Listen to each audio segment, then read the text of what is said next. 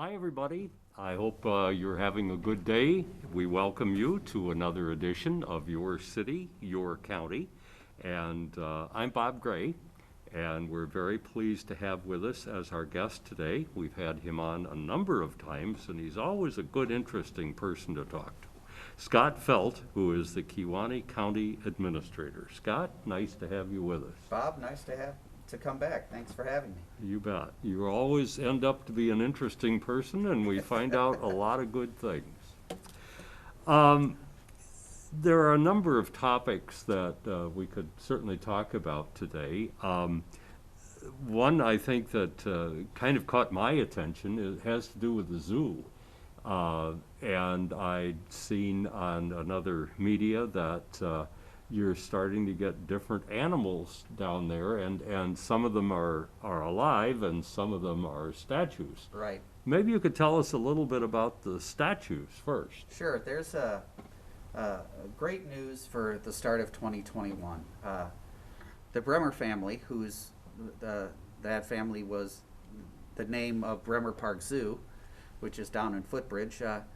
One of the members of the Bremer family had come to us late last year and had offered to provide some donations to our zoo to continue to have it expand and improve. And so, we'd like to say that we're bringing a little bit of Africa to Kewaunee County, but not realistically. That would be a little expensive. But the Bremer family was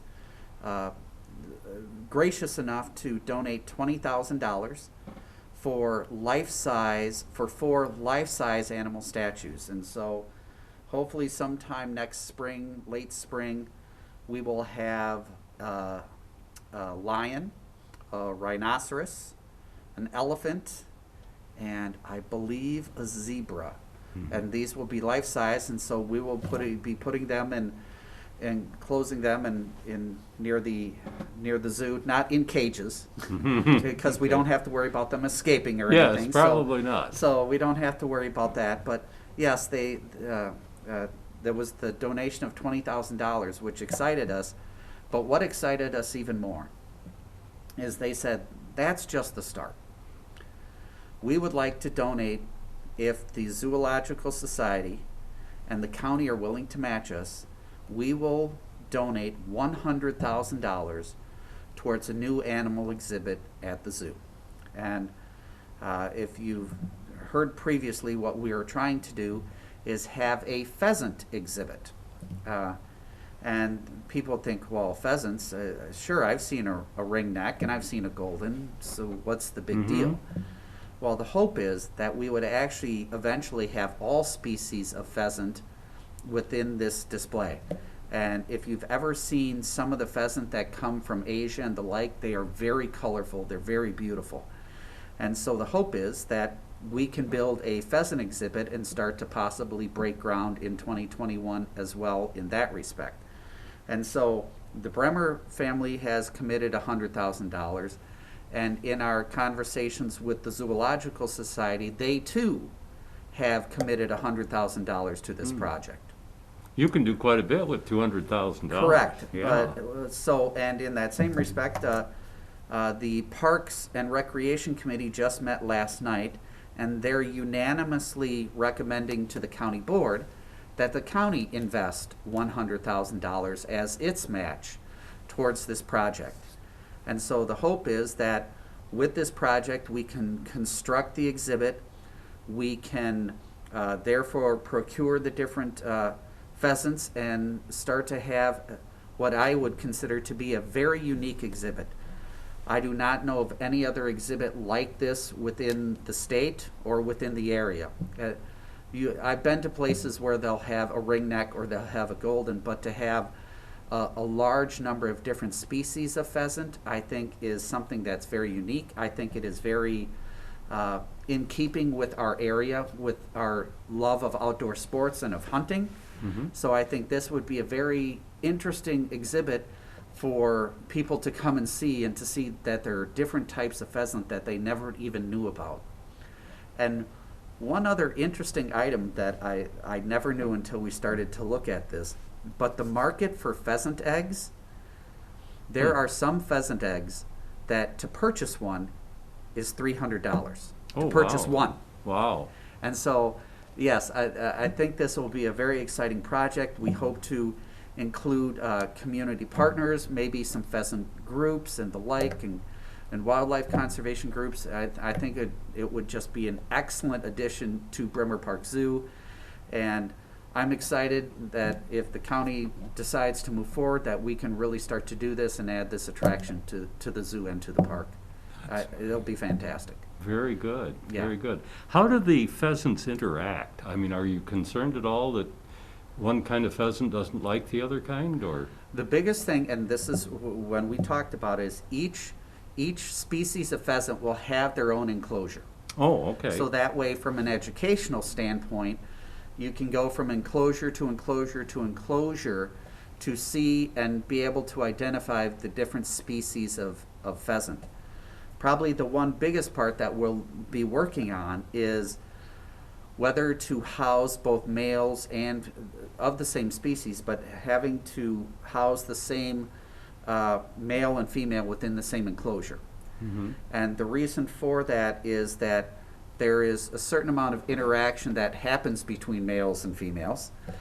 We would probably only have one male, but we'd have multiple females. But in that same respect, there is that interaction, amorous interaction, if we want to say it You're that putting way. this very nicely. I'm trying to, yes, which therefore has, and again, I had just learned this, that can have a very detrimental effect because, unfortunately, the boys won't leave the girls alone. Mm-hmm. So that can have some effects. So we will be studying how to do that integration, because it would be very neat to have both a male and females, because then that would mean eggs, and depending on the species and who would be willing to oversee the program, we could help to sell those eggs as a way to help subsidize or help to finance part of that display. Mm-hmm. Because again, depending on the species, some of those eggs can be quite costly. And so Mhm. therefore, if we have someone that's able to oversee that program and take care of that and look at that, that may be a small revenue source for the zoo. So Mhm. that would be very interesting and exciting. Yeah, that sounds great. And so many zoos, that you go to, which would of course be a larger zoo, like the new zoo and that sort of thing. They have monkeys and gorillas and all different kinds of animals. But it seems to me like if you're going to be running a smaller zoo, Yep. that this would certainly be a very practical way, and you've found a very unique way with your pheasants. Right. To And me. the reason why we find this to be important is two things. One, if there's a zoo in Manitowoc, the Lincoln Zoo. There's a zoo in Green Bay. There's a zoo up in the UP. There's a number of different zoos, and those animal exhibits, a number of them, are very similar. And so therefore, we want to be different in that respect. Also, because we are a smaller zoo, depending on the type of animals, the veterinary costs, the feeding costs, the care and the maintenance makes it very cost prohibitive. Well, because we're talking about pheasants, what you're talking about is basically feed. In that same respect, if we have to worry about any type of flooding or anything like that, well, the birds themselves can fly up into a safe area above the ground. Mhm. From a USDA standpoint, there's no special requirements needed from a pheasant standpoint. So from a cost and a maintenance standpoint, this makes a good financial sense for the county. And in that same respect, we're having an exhibit that's different than other zoos from around us. So therefore, it gives people a reason to come visit us. Mhm. And so that's a 1-2 punch that we think is really good. Yeah, so it sounds like you're finding your own niche. Yes, there. exactly. A And niche what's market. great is that idea actually came from the zoological board themselves. We had been talking about, well, could there be a new animal exhibit? And one of the board members, he had said, well, we should do pheasants, and here's the reasons why, and showed some of the pictures, and I think the board got pretty excited about the opportunities, and now we have this opportunity in front of us that we may be able to take advantage of. So it's great. That sounds wonderful. And how neat that the Bremer family, 100 years later here, Correct. is still involved in the process, as is our other groups. Exactly. Yeah, we are very grateful to the Bremer family for their contribution and for their continued support. It's fantastic. Mm-hmm. Well, let's move on to a different topic. Mm-hmm. We're still facing a lot of questions concerning broadband these days, having to do with computers and being able to live out in the country somewhere and being able to have broadband and Correct. the use of a computer for both education as well as entertainment. How's that going? Not to bring up a serious question. No, it's but fine. And this is one of those where I can kind of give, I want to give a timeline or a history first before I even give a status. Is the Kewaunee County had put in an application in early 2018 Act? No, early 2019 for a broadband expansion grant of roughly for a $2.4 million project. Well, in March of 2020, the Public Service Commission then awarded us $960,000 towards this project, towards a $2.4 million project. So the state was giving us $960,000, the county would be doing $960,000, and Bug Tussle, our partner, would be putting in roughly about $500,000. And to be very clear, that $960,000 that the county would be providing is actually in the form of a loan to Bug Tussle. So actually the county will receive all of that money back plus interest over the course of 12 years. So that money was awarded in March of 2020. And then the county signed a contract with Bug Tussle in July of 2020. And so the only thing that I know that I've gotten emails and calls from folks saying, and especially because of COVID, Mm-hmm. when's broadband coming? When's broadband coming? I need broadband. I'm having to work remotely from home. My child can't do their homework. All these reasons, and if there's one thing COVID has really shown, is the need for broadband or internet access in our county. So my only request to county residents is for a little patience, only in the respect that it's been less than a year since we received the money. It's only been about 6 months since we signed the contract. But in my continuing conversations with Bug Tussle, it is still scheduled that they would have the 6 towers up by late spring of this year. That's So- coming up pretty soon. Correct. then. So that's great. coming up in probably the next 3-4 months.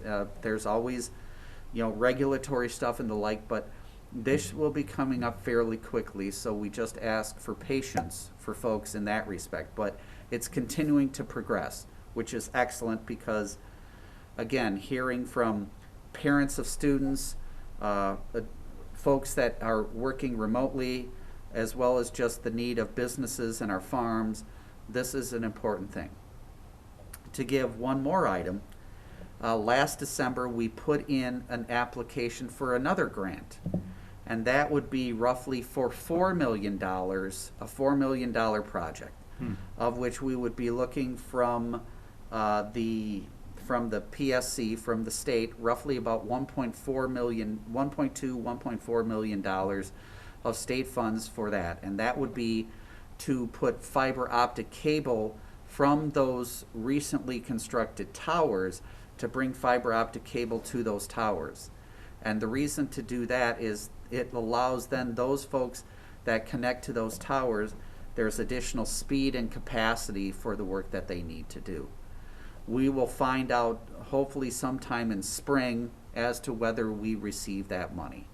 And if we do receive that money, I am going to assume that a similar contract will be done with Bug Tussle, that the county would loan that money to Bug Tussle, and roughly, I forget exactly how much, but the money that is loaned to Bug Tussle again would be paid over the course of 12 years. So in both the current projects as well as a future project, those things would be done at no cost to the taxpayer because it would be a loan which would be paid back plus interest.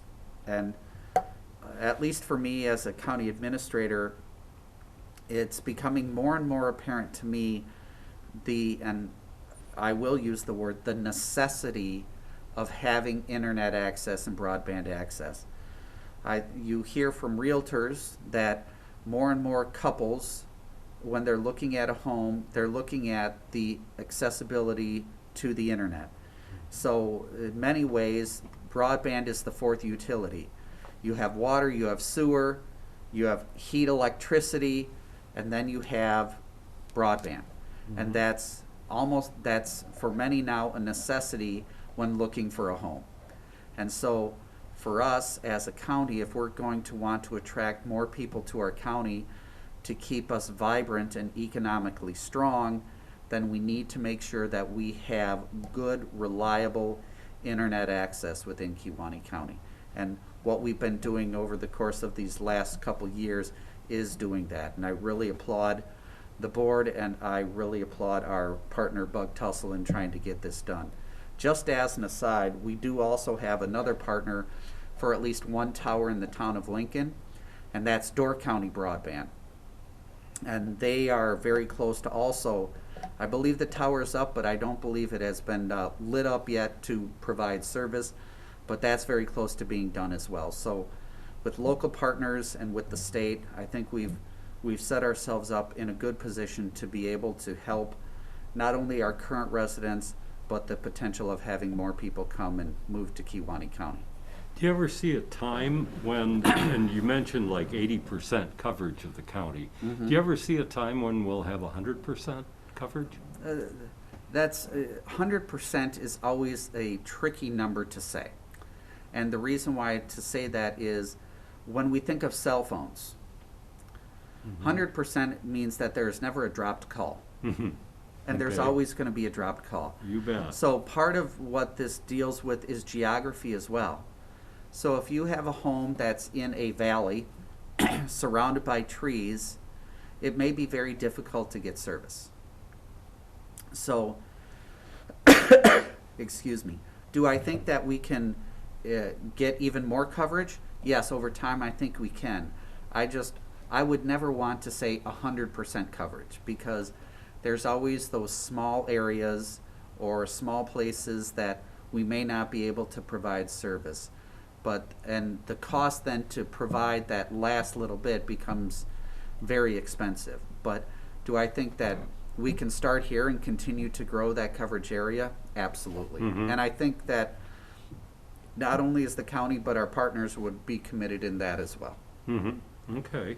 Well, that covers that pretty well. We're excited to hear about that. Yeah, like I said, 2021 has some really good things going for it, whether it's the zoo and having new exhibits there, whether it's broadband and having better service than what we've had before.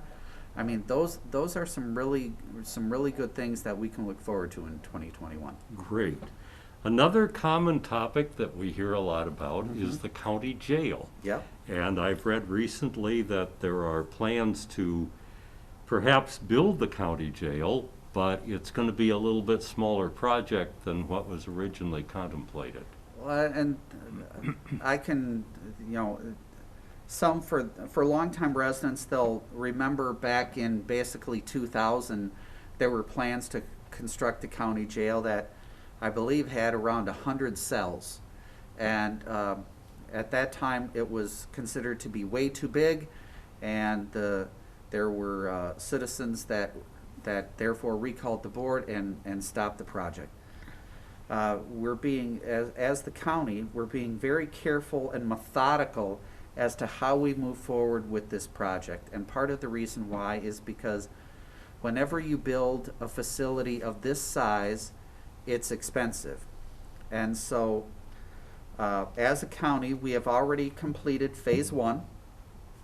We have completed phase 2. And next is phase 3.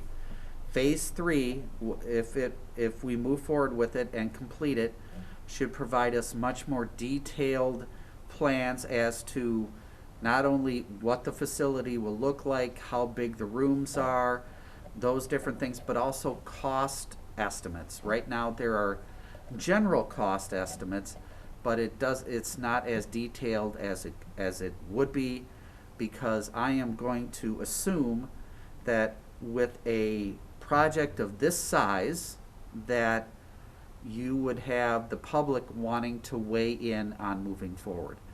You are hearing estimates where originally our first estimate, which included not only the jail, the 911 center, and the sheriff's office. Now we've taken the sheriff's office and the storage of vehicles and like and taken that out of the project. That was originally at about $34 million. We've scaled that back, understanding the cost that would be to the taxpayers, and looking at the jail and the support of the jail. We're looking at a project that is roughly about $20 million, which is still the largest project that's ever been done in the county. Mm-hmm. So, but before we would move forward with anything to that respect, the county board needs to make sure that it has all the information it needs to determine whether it wants to move forward. And in that same respect, we need to make sure that we have all the information the public needs for when they're asked to vote on either the jail itself, or for that matter, how to staff the jail. So when this project moves forward, the public will have to be involved. And we want to make sure that the public has adequate information, and not only adequate information, but accurate information as to how this project would move forward and how it would get done. I can tell you that more than likely, if the issue were to go to referendum, it probably would not happen until sometime in 2022. And again, we want to be methodical about this. We don't want the public to feel like we're rushing them into a decision, or that the public's not given enough time to review the information and ask questions and have their concerns addressed. So again, and I'm sorry to be a broken record, we are being very patient, and we're being very cautious and very methodical as to how we move forward with this, because this is a building and a project that is a large amount of money, but also is a project that will have a facility that will be around for decades. Now, the toughest part is the current jail that we have is over 50 years old, and there are items from a mechanical standpoint that they need to be replaced, that there's sight lines and the like that in my humble opinion, is a new jail needed, a new facility needed. Yes, it is. We do not have good sight lines towards the prisoners, which could have a potential liability issue. We have heating systems and mechanical locks and the like that don't necessarily have replacement parts. So there are times that a building does outlive its useful life. And the current county jail has outlived its useful life, and in my estimation, we need a new facility. But while we need a new facility, that means if we're going to replace it, we need to be wise and prudent and very good use. Let's try that in English. I'll give you a chance to Good think about it. financial management for when you were to bring forth that facility. And so, again, that's why we're being very cautious and progressing very slowly. Okay. Let me throw out another thing. Sure. Since at one time we were thinking, the county was thinking of, well, maybe we'll go with a $30 million program, as Correct. you mentioned. If we build this jail, Uh-huh. and we go down the road 10 years, and we say, you know, it's working out really good, but it would be really nice if the sheriff's department could be in there, or if we could have the court system in there or something. Will there be room to add those? Absolutely, and you're a wise man, Mr. Gray, because the whole purpose of how we would structure this facility is to look at eventually moving the sheriff's department out there and possibly moving the courts out there, but doing it at a time that makes some good financial sense to the county as well, instead of having one very large project which therefore would increase the cost to property tax owners in a very large way. If we schedule these projects over the course of years and how we pay for those projects through debt, then the impact can be lessened. And we currently have a courthouse that is still being used and still has a useful life. Eventually, as we grow as a county, maybe that space no longer serves its purpose. But because of, if we were to build the proposed facility at its new location, yes, there is sufficient space, as well as it has already been constructed in such a way that those different items can be added, and it doesn't essentially change what we're doing. We don't then have to rebuild what we already built. Mm-hmm. We can add on. Mm-hmm. So you might have to tear out one wall to get it to connect to whatever else you're thinking Well, of and building. hopefully, in that respect, we wouldn't even need to tear out a wall, but, Mhm. you know, as you said, Open the maybe. door. Right. So it depends, so yes, we're looking, and again, that's just good strategic planning and good financial management, that when you look at a facility that, of this size and of this cost, that you're looking at it from the long-term standpoint, that if other buildings or operations are going to come over, that there's an easy way to do that without it adding a much more additional Mhm. cost, except for the addition that you're bringing on. Mm-hmm. Okay, good. Having served on a school board for many years, it seemed as though the public never really got involved until you said, this is going to cost you a little something. And then, boy, would we hear from people. I hope that in this case with the jail, and I know it's been discussed for, like you say, at least 20 years, that the people in the community in Kewaunee County will try and stay up with what's going on so that they are aware of what may be necessary. And that's always our hope, to have an engaged, engaged residents and citizens.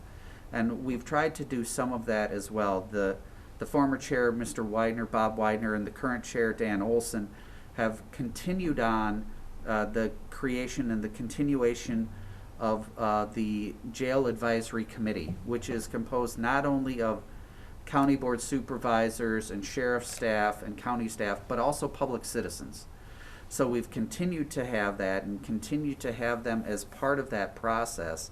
And as we continue to move forward, it is absolutely essential, and will happen, that there will be public information events that will allow people to come see, what does this facility look like? Why did you do this as opposed to that? How does this affect staffing? And in that same respect, okay, the proposed jail could go up to 85 beds. Does that mean that you're going to build all 85 beds? No, we're not going to build all 85 beds. We'll start with X amount of beds, and then because this facility is supposed to last into the future, then as needed or required, we can add additional beds within the current facility itself. So therefore, we're not building or adding in space that isn't going to be utilized right away. We can infill, if you want to call it, as those things happen. But all of that information will be part of this process as well. We encourage the public to ask questions, because this is an important issue, and we will continue to try to provide this information. Probably what is the most difficult part, Bob, is this, and I feel for it, is let's just stay with the $20 million. And it's not like I haven't heard this before. Mhm. Why are we spending $20 million on people that cannot make good life choices? Mhm. And don't get me wrong, I sympathize with that comment, and I completely understand that comment. I do. But again, this is not a Club Med, so it's not like there's, you know, leather couches or anything in that respect. What we're looking at is, as a county, we have an obligation to take care and to confine and monitor those folks that have committed crimes within our county. That's in many ways our obligation. Mhm. So while I'd rather spend, there's $20 million can be spent on a lot of different things. Our current jail has outlived its usefulness, and so therefore a new jail needs to replace that old jail. And unfortunately, the cost is the cost, but we want to make sure that as we're doing it, that we're being financially prudent, that we're being patient and making sure that we're educating our residents, and in that same respect that we're having an eye to the future. So therefore, as these things go on, we're not all of a sudden saddling our citizens with additional costs because we weren't thinking out long term. Mhm. So As criminal justice proceeds, you know, in the years ahead too, there may be a lot of different ways of looking at education of these prisoners or rehabilitation, and so we have to keep that in mind too, I'm correct, sure. and we've tried to look at some of that, and that's where again some of that data may be important to the public, because the average stay of an inmate, I believe, is less than 3 days. Hmm. So from a rehabilitation standpoint, there's not a lot of time for rehabilitation. In that same respect, not everyone that commits a crime is put into the jail. We have a number of folks that are out on electronic monitoring, which again saves the county money. But regardless, there's always going to be a certain percentage of folks that no matter what should be confined, and therefore a jail is needed. Mhm. And again, how we do that over time is important, and how that continues on in the future, we'll continue to monitor and try to make good decisions that are in the best interest of the public with concerns for its safety, as well as for the public with concerns to its pocketbook. Mhm. So we continue to wrestle with those, and those are foremost in our thoughts. Okay. Well, Scott, thank you so much. We've been discussing actually 3 topics this morning. Of course, the county jail, also the broadband expansion, and improvements to Bremer Park Zoo. So it's been a fascinating day. We thank you so much for being here with us once again, and we hope you'll come back again. Thanks, Bob. As you know, I'm always happy to come back. I'm excited about what's in store for 2021. As a county administrator, I am glad that 2020 is over with, and I am really looking forward to 2021 and some of the exciting things we have going on. Hopefully, it's going to be a much better year. Absolutely. We've been talking with Scott Feldt, who's the Kewaunee County Administrator, and that's going to do it for our show for today. It has been fun. We've enjoyed it, and we thank you so much for joining us today. And that's going to do it for another edition of Your City, Your County. I'm Bob Gray. We hope to see you again soon. Take care, everybody. Bye-bye.